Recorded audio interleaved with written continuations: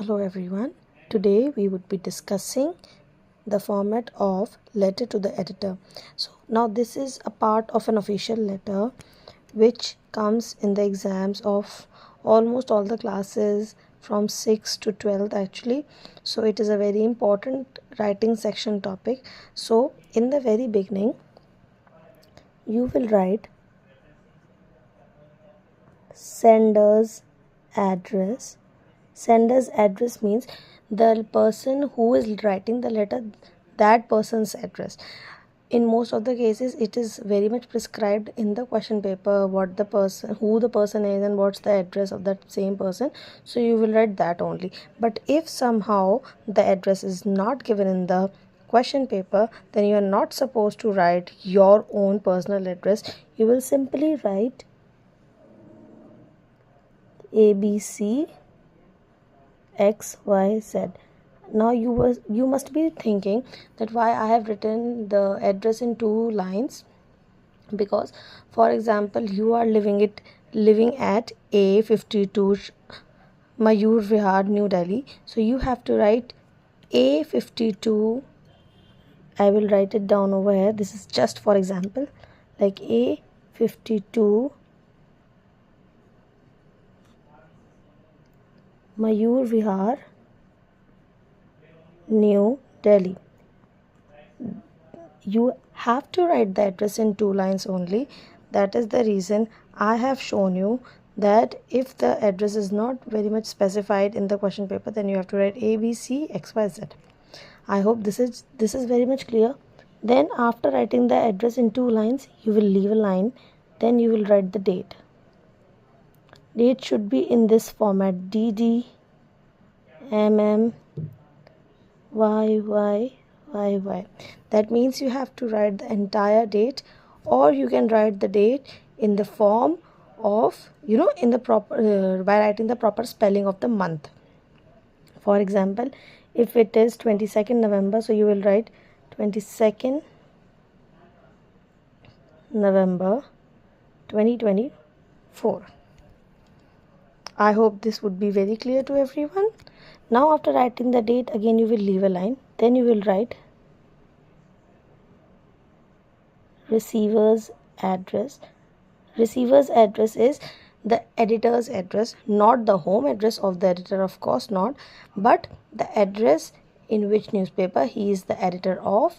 He is the editor of which newspaper and which locality. Like for example, I wrote here, for example, I wrote Delhi, New Delhi, so I would be writing the address as New Delhi's editor of certain newspaper, like the editor, the Times of India,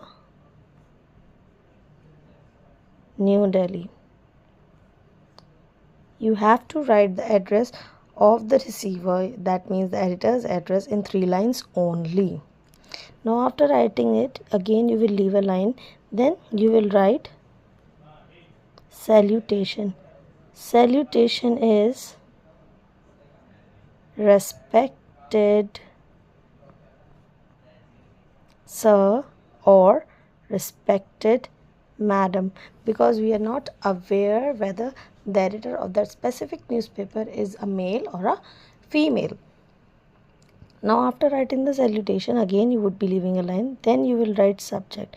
Now you are able to see that I am writing the subject, only the subject part is here, which I have written in capital letters.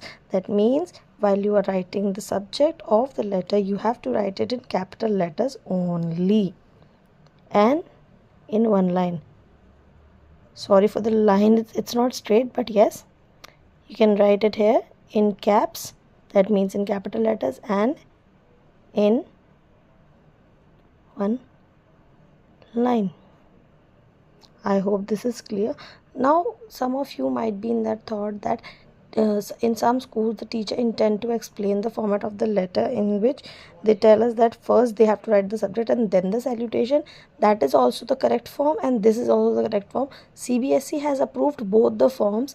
Either we can write salutation first and subject later, or vice versa. CBSE has approved both the forms, so there is no need to worry about this. Now just after writing the subject or the salutation, whatsoever the thing is, without leaving a line, we will start the content. Content must carry 3 paragraphs. Para first would be the introduction.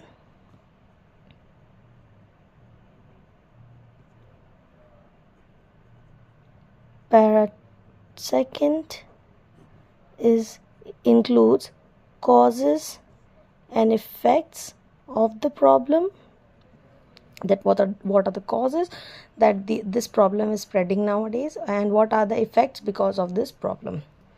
In the very last paragraph, the third para, you will write the conclusion.